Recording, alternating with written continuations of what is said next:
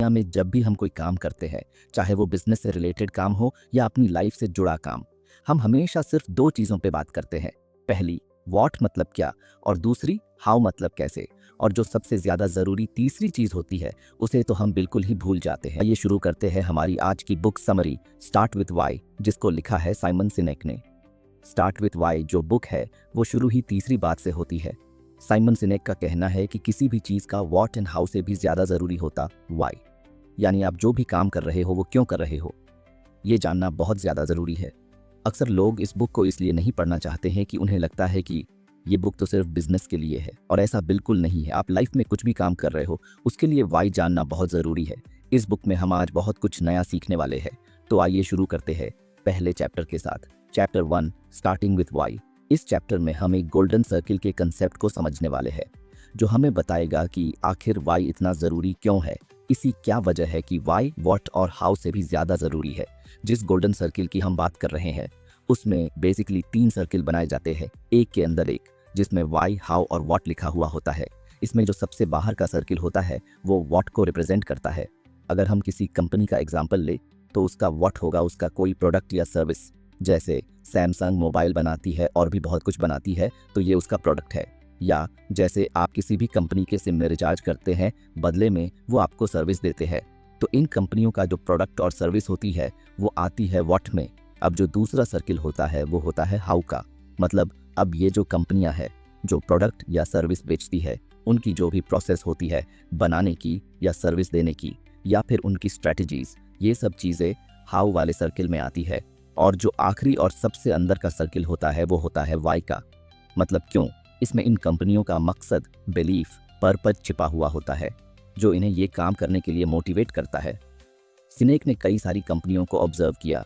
वो कंपनियां इस सर्किल को बाहर से शुरू करती है। पहले वो व्हाट डिसाइड करती है, मतलब उनको प्रोडक्ट या सर्विस, फिर हाउ और उसके बाद वाई। पर जो असली लीडर्स या कंपनियां होती है, वो सबसे पहले इस सर्किल को अंदर से शुरू करती है। वो लीडर्स सबसे पहले वाई का पता लगाते हैं। वो सबसे पहले उनके पर्पस और बिलीफ का पता लगाते हैं, क्योंकि उनका बिलीफ ही उन्हें वो काम करने के लिए मोटिवेट करता है और उनकी आइडेंटिफिकेशन का भी काम करता है। इस पॉइंट को समझाने के लिए सिनेक एक बहुत ही अच्छा एग्जाम्पल देते हैं, जो कि हिस्टोरिकल एग्जाम्पल है Wright brothers and Samuel Pierpont Langley का। लैंगली अपने टाइम का जाना माना इंसान था। इनका एक ही मोटिव था, वेल्थ और फेम पाना। ये अपने टाइम में फेमस और पैसा पाना चाहता था। बल्कि दूसरी तरफ Wright brothers, Orville and Wilbur, इनका एक ही बिलीफ था, वो था ह्यूमन फ्लाइट, यानी इंसान को कैसे भी उड़ाना। इन्होंने इसी को अपने जीवन का अटूट पर्पस बनाया। लैंगले के पास पैसों की कोई कमी नहीं थी, और राइट ब्रदर्स के पास तो इतना पैसा भी नहीं था। पर असल में 1903 में पहली बार राइट ब्रदर्स ने ही उड़ान हासिल की। पर जो लैंगली और राइट ब्रदर्स के बीच मेन डिफरेंस है, वो है राइट ब्रदर्स के लिए व्हाट और हाउ इतना ज़रूरी नहीं था। लैंगली के पास क्लियर एडवांटेज था, उसके पास रिसोर्सेज की भी कोई कमी नहीं थी। पर जो सबसे क्रूशियल पॉइंट है, वो है कि राइट ब्रदर्स ने शुरू किया क्रिस्टल क्लियर वाई के साथ। उनके सामने कई सारी चुनौतियां आई, पर उनके पैशन के आगे टिक नहीं पाई। और ये इसलिए मुमकिन हो पाया क्योंकि उनका वाई उनके लिए ज़्यादा इंपॉर्टेंस रखता था। ये हिस्टोरिकल एग्जाम्पल हमें इसी चीज़ को समझाने की कोशिश कर रहा है। सिनेक भी सिंपल सी बात समझाने की कोशिश कर रहे हैं। वाई की क्लियर समझ ही हमें सक्सेस दिलाने के लिए इम्पॉर्टेंट है। और ये थियरी इस बात को भी इम्पॉर्टेंस देती है कि सक्सेस पाने के लिए सुपीरियर प्रोडक्ट और सारे रिसोर्सेज से ज़्यादा ज़रूरी होता है वाई को पहचानना। सिनेक ये कहते हैं कि जो लोग वाई के साथ शुरू करते हैं, लोग उनके साथ ज़्यादा कनेक्ट कर पाते हैं। उनके पास एक यूनिक ताकत होती है लोगों के साथ इमोशनली कनेक्ट करने की, और वही जो इमोशनल कनेक्शन होता है, वो लोगों को लॉन्ग टर्म तक उस कंपनी या ब्रांड से जुड़ा हुआ रखता है। सिनेक अपनी बात को अच्छे से समझाने के लिए एक प्रिंसिपल के बारे में बताते हैं, जिसे कहते हैं law of diffusion of innovation. इस लॉ की मदद से लोगों को उनके नए आइडिया और चीज़ों को अडॉप्ट करने के बेस पर हम अलग अलग ग्रुप में बांट सकते हैं। पहले होते हैं इनोवेटर्स, दूसरे होते हैं अर्ली अडॉप्टर्स, तीसरे होते हैं अर्ली मेजॉरिटी, चौथे होते हैं लेट मेजॉरिटी और लगार्ड्स। सिनेक बताते हैं कि जो इनोवेटर्स और अर्ली अडॉप्टर्स होते हैं, वो वाई की डीप अंडरस्टैंडिंग से मोटिवेटेड रहते हैं, अगर कारण या बिलीफ की ओर ज़्यादा अट्रैक्ट होते हैं, जो उस प्रोडक्ट या आइडिया का बेस है। और दूसरी तरफ बाकी सारे ग्रुप के लोग होते हैं, उनके लिए पर्पस इतना मैटर नहीं करता, बल्कि वो किसी भी प्रोडक्ट के प्रैक्टिकल यूज़, उसके फीचर या उसके बेनिफिट से इन्फ्लुएंस होते हैं। ये जानकारी बहुत ज़्यादा क्रूशियल है किसी भी ऑर्गेनाइजेशन के लिए जो सक्सेस पाना चाहता है। वाई से शुरू करके लीडर्स ब्रॉडर ऑडियंस को अपील कर सकते हैं और जो अर्ली अडॉप्टर्स हैं उनका मार्केट कैप्चर कर सकते हैं, जो आपके लिए ज़्यादा इंटरेस्ट और लॉयल्टी दिखाएंगे। ये चैप्टर कम्युनिकेशन के न्यूरोलॉजिकल एस्पेक्ट पर भी बात करता है। सिनेक हमें लिम्बिक ब्रेन के बारे में भी बताते हैं, जो कि हमारे इमोशन, ट्रस्ट और डिसीजन मेकिंग में बहुत ज़रूरी होता है। ब्रेन का ये हिस्सा वाई से शुरू होने वाले क्वेश्चंस को स्ट्रांगली रिस्पॉन्ड करता है, क्योंकि ये हमारे इमोशन को इफेक्ट करते हैं। और अगर हम इसके अलावा नियोकॉर्टेक्स की बात करें तो ये हमारी लैंग्वेज, एनालिटिकल थॉट और ह्यूमन बिहेवियर को ज़्यादा इन्फ्लुएंस करता है। ये जो न्यूरोलॉजिकल पर्सपेक्टिव सिनेक ने यूज़ किया ताकि इसका साइंटिफिक प्रूफ भी मिल सके, यानी वो बताए है कि अगर कोई मैसेज वाई से शुरू हो रहा है तो लोग उससे ज़्यादा डीपली कनेक्ट कर पाते हैं। जब कोई भी कंपनी या लीडर अंदर से बात करते हैं या जब वे अपने बिलीफ से बात शुरू करते हैं, जिससे लिम्बिक ब्रेन एक्टिव हो जाता है और विश्वास और कनेक्शन की भावना को बढ़ावा देता है। और जो नियोकॉर्टेक्स है वो व्हाट और हाउ की इन्फॉर्मेशन को प्रोसेस करता है और डिसीजन और बिहेवियर के लिए रिस्पॉन्सिबल होता है। न्यूरोसाइंस साइनेक की थीसिस में गहराई से इफेक्ट करती है, क्योंकि इससे हम हमारे ब्रेन के बारे में भी अच्छे से समझ सकते हैं। Chapter 2, the power of why. इस चैप्टर में हम बात करेंगे उस पावर के बारे में जो किसी कंपनी या किसी एक इंसान को भी इंस्पायर कर सकती है। हमने ऑलरेडी पहले चैप्टर में साइकोलॉजिकल इंसाइट के बारे में बात कर ली है। वाई की पावर को दिखाने के लिए सिनेक एक एग्जाम्पल देते हैं। सिनेक ने मार्टिन लूथर किंग जूनियर और सिविल राइट्स मूवमेंट की कहानी शेयर की। किंग ने और उनके एक मिनिस्टर ने सिर्फ सपना ही नहीं देखा, बल्कि न्याय, समानता और बेहतर भविष्य को पाने में उनका एक गहरा विश्वास भी था। उन्होंने एक आई हैव अ ड्रीम नाम की स्पीच दी थी। इसमें सिर्फ पॉलिसी प्रपोजल या स्ट्रेटेजिक प्लान ही नहीं थे, बल्कि उसमें उनके सारे कोर बिलीफ और उन्हें फॉलो करने वाले लोगों की आकांक्षाएं भी थी। सिनेक ने किंग के पर्सपेक्टिव को बाकी दूसरे लीडर्स के पर्सपेक्टिव से कंपेयर किया और सिनेक ने पाया कि दूसरे लीडर्स के पास तो किंग से भी ज़्यादा पॉइंट्स थे, स्ट्रेटेजी थी, फिर भी आखिर लोग किंग की तरफ ज़्यादा क्यों थे बाकी लीडर्स के कंपैरिजन में। तो इसकी वजह सिनेक बताते वो है वाई से शुरू करना की कैपेसिटी ने उन्हें बाकी लीडर्स से अलग कर दिया। उनका मैसेज जाति धर्म से ऊपर उठकर लोगों के इमोशन के साथ जुड़ा रहा। किंग के पर्पस के साथ जुड़कर लोगों ने न सिर्फ आंदोलन में साथ दिया, बल्कि वे अपनी वैल्यू और बिलीफ शेयर कर रहे थे। जो लीडर्स वाई से शुरू करते हैं वो दूसरों को भी एक्शन लेने के लिए इंस्पायर करते हैं और लॉयल्टी को भी बढ़ावा देते हैं। आगे सिनेक एक टेस्ट का एग्जाम्पल देते हैं। वो कहते हैं कि कोई कंपनी जो सिर्फ अपने प्रोडक्ट के बेनिफिट्स पर फोकस करती है, उसे सेल करने के लिए बिना उसी कोर वैल्यू को बताए, क्योंकि कोर वैल्यू ही लोगों को कनेक्ट करती है उस प्रोडक्ट के साथ भी और उस कंपनी के साथ भी। मान लीजिए कोई कंपनी टमाटर बेचती है। एक कंपनी उस टमाटर के फ्रेशनेस को दिखाती है जो कि है व्हाट। दूसरी तरफ एक कंपनी इसी टमाटर को हेल्थ के बेनिफिट बताकर और ऑर्गेनिक फार्मिंग के टमाटर बेचती है जो कि है वाई। अब जो दूसरी तरफ की कंपनी है वो टमाटर के कोर वैल्यू पर फोकस कर रही है। कई कंपनियों के लिए ये एक टूल की तरह काम करता है जो उनकी मार्केटिंग स्ट्रेटजी में बहुत मदद करता है। ये टेक्निक किसी भी प्रोडक्ट को बेचने से ज़्यादा उसके कोर बिलीफ के बारे में बात करने के लिए कहती है, जिससे ऑडियंस के साथ कनेक्शन बन सके। सिनेक इसमें एक और क्रिटिकल कंसेप्ट के बारे में बात करते हैं, मैनिपुलेशन वर्सेस इंस्पिरेशन। लोगों को इन्फ्लुएंस करने के दो तरीके होते हैं। एक होता है मैनिपुलेशन, जिसमें लोगों पर सिर्फ शॉर्ट टर्म बिहेवियर छागे होता है। मैनिपुलेशन में इतनी ताकत नहीं कि ये आप में लॉन्ग टर्म चेंज ला सके। इसके लिए सबसे अच्छा, वैल्यूएबल और जेन्युइन तरीका है इंस्पिरेशन। इसके लिए सिनेक साउथ अफ्रीकन एयरवेज फ्लाइट 295 की स्टोरी शेयर करते हैं। 1985 में उनका एक प्लेन क्रैश हो गया था, जिससे एयरलाइन को क्राइसिस भी झेलना पड़ा था ट्रेजेडी के चलते। सिनेक यहाँ दो तरह की अप्रोच बताते हैं। एक तो व्हाट वाली, जिसमें ये सिर्फ क्रैश की इंफॉर्मेशन प्रोवाइड करा सकते हैं। दूसरी अप्रोच है कि लोगों की भलाई और सुरक्षा की कमिटमेंट पर फोकस रहना। आप ऐसा लेटर जारी करें जो डीपर वैल्यू और पर्पस को दिखाता हो, जो अफेक्टेड लोगों, फैमिलीज, एम्प्लॉई के साथ जुड़ा रहे। मैनिपुलेशन और इंस्पिरेशन के बीच के डिफरेंस को आसानी से समझा जा सकता है। मैनिपुलेशन टेक्निक सिर्फ कुछ टाइम के लिए ही फायदा दे सकती है, लेकिन इसमें ऑथेंटिसिटी की भी कमी होगी और सस्टेनेबल सक्सेस भी नहीं मिलेगी। जो लीडर्स और कंपनियां होती है वो इंस्पायर करती है, उनका एक क्लियर पर्पस होता है और वो इसी से आपका ट्रस्ट और लॉयल्टी भी जीतती है। ये चैप्टर हमें डिसीजन मेकिंग में भी वाई का इंपॉर्टेंस दिखाता है। सिनेक कहते हैं कि जब भी लोग अपनी वैल्यूज और बिलीफ्स को ध्यान में रखकर कोई भी डिसीजन लेते हैं तो उन्हें वो डिसीजन अच्छा भी लगता है और इमोशनली सेटिस्फाइंग भी लगता है। लोग उन लीडर्स और ऑर्गेनाइजेशंस की ओर अट्रैक्ट होते हैं जो उनके वैल्यूज को शेयर करते हैं, क्योंकि लोगों को लगता है कि ये तो हमारे ही अच्छे के बारे में है। सिनेक इसे डिटेल में समझाने के लिए गोल्डन सर्किल इन पॉलिटिक्स का कंसेप्ट बताते हैं। उनका मानना है कि जो सक्सेसफुल पॉलिटिकल लीडर्स होते हैं वो वाई से शुरू करते हैं, जो उनके वैल्यूज़ और पर्पस को क्लियरली दिखाते हैं, जो कि वोटर्स के साथ कनेक्ट करते हैं।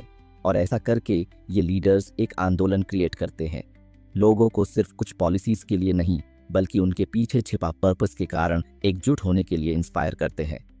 सिनेक इस चैप्टर का एंड ये कहकर करते हैं कि आपको अपने वाई को ढूंढने के लिए एक्शन लेना होगा। आपको अपने कोर वैल्यूज़ और बिलीव्स का पता लगाना होगा। लीडर्स इसी वाई को समझकर लॉयल्टी को जीतते हैं और आंदोलन बनाकर दुनिया बदलने की ताकत रखते हैं। Chapter 3, how bringing the why to life. Sinek 5 whys की टेक्निक को बताते हैं, जिसका यूज़ अक्सर लोग प्रॉब्लम सॉल्विंग में करते हैं। आइडिया ये है कि मुद्दों की गहराई को जानने के लिए 5 बार वाई को पूछना। बार बार वाई को पूछकर कोई नॉर्मल इंसान या ऑर्गेनाइजेशन उन फंडामेंटल प्रिंसिपल का पता लगा सकते हैं जो उनके कामों में हेल्प करते हैं।